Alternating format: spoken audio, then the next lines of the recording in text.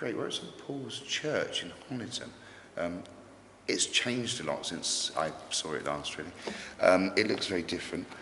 It's obviously been modernised quite a bit as well, really, which is a bit of a shame, and not kept all its original markings. However, it's only been here since 1835, because before that, it had the main All Hallows Chapel. Before that, it's actually built on an old medieval chapel. So I think what would be more interesting, what's actually underneath in the foundations, as opposed to what's actually above on the ground, on the surface, really.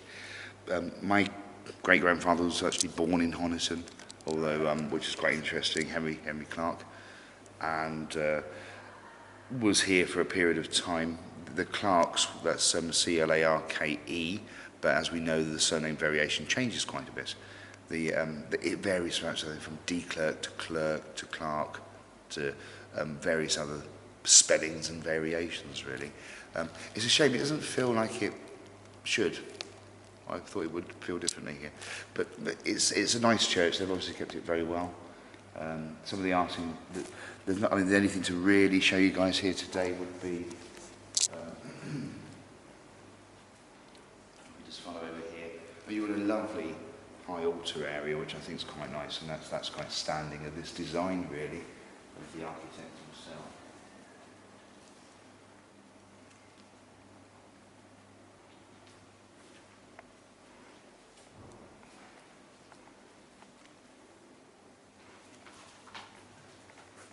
It is this part here. I mean, it's quite nice. You've got the St George there and the dragon. Not quite sure. It's a bit of a mix and match, really, of artistry, really. We've got St John the Baptist to the right.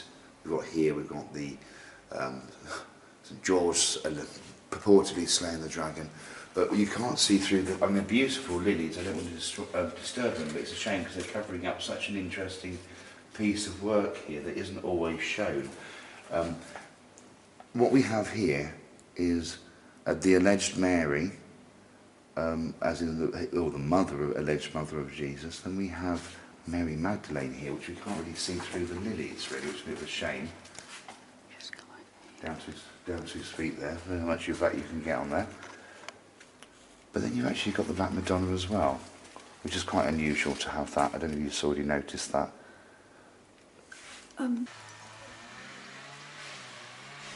Okay, it's Friday. We've just been to Honiton Church, which is a little bit of a shame because it's been a bit stripped out and was more like a social church, social function hall, rather than being a church.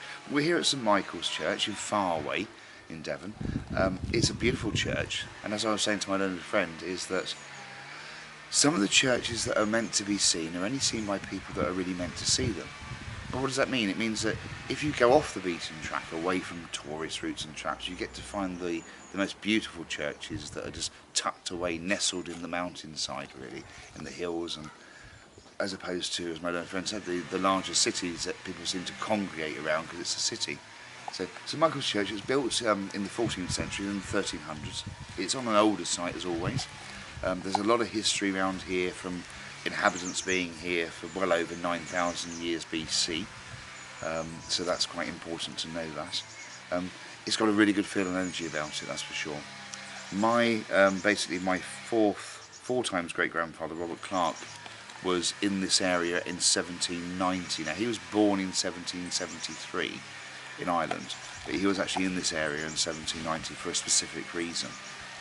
Which was quite interesting to them, almost walking back on his footsteps, I guess, really.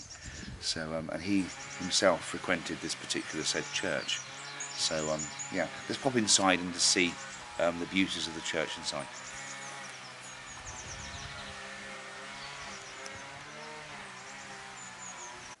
Inside St Michael's Church at Farway, it's beautiful. I mean, you've got a wonderful pulpit that has the most typical Templar cross around, which is lovely.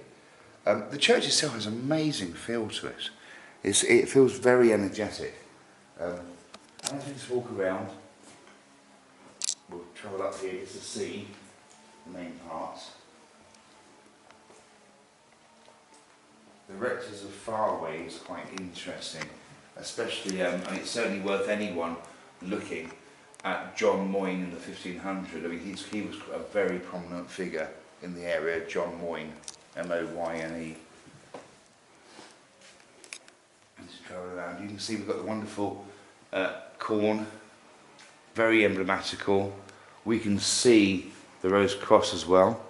So we've got some very important Freemasonry symbols embedded in there, or Templar symbols, but they're certainly there, which is quite important.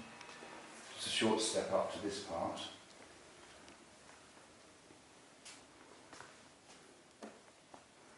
And the whole thing is, you can see you've got the red rose there, depicting the blood, the sacrifice, always, and that's marked around quite a bit.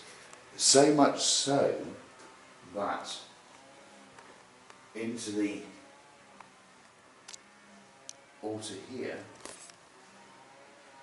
we see not only the story, the tales of the Jesus, but we also see, most importantly, Jesus at the top, the King of Kings, the Surui Saru, King of Kings, in a red, beautiful red robe, which it's seldom found, to be fair. So, and even the archangel wings here, the wings are actually red, which is amazing to see. You don't see that very often. It's very rare to see that, but that's quite important here for Farway. I think it was a place of time. We're going to know much more about Farway as we head around this part of the church, round to the steps as we go.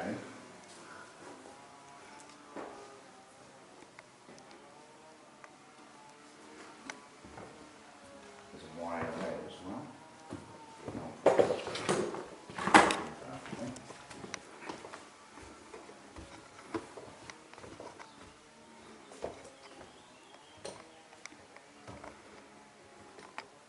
And as we come over to this part, we're travelling back to the 1628, or probably more so, 1597, when these chaps were very much in the area.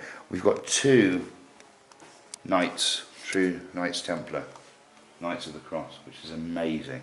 And it's so energetic here, it's unbelievable. We've got Edmund Prideaux, who died, as you can see, on the 28th day of March in the year 1628. Age 74, so he did fairly well in that time, really. And it's amazing to see the depiction of the face, which is so lifelike to the characters in question. The actual main parts of the area get very interesting.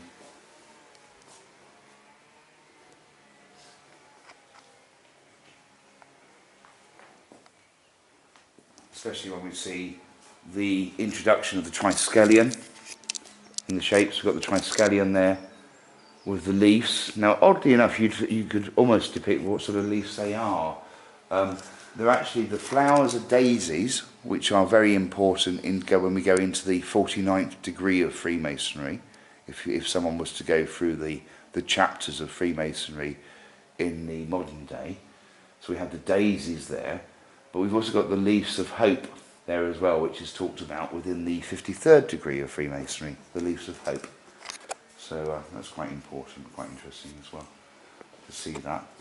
I mean, is it what came first, the chicken or the egg? Did the Freemasons come first, or did the Templars come first? Well, one would assume, and predominantly say, the Templars came first.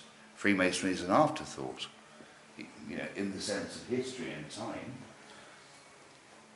So a lot of Freemasonic values are based upon Templar values. And I think that's quite important. And this is where people get confused with Masonic and Royal Order of Scotland. They get confused with the two. Now, coming up here into the high altar, which is lovely, as we come in here, again we can see imputations of the rose there, the lovely red rose.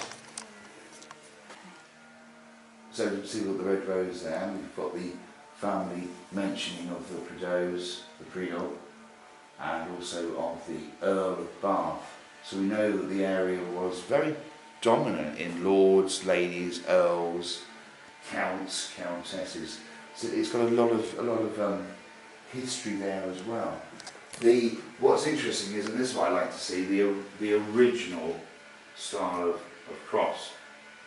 And you can see how original this is, and it just feels wonderful to be able to say, you know, you've been here and seen it. In regards to this particular area, again we've got some beautiful colours on the windows. The church itself is protected, of course, with all the natural foliage, all the natural trees and things outside that have grown up and just protecting all the brickwork, protecting it from storm damage, I guess.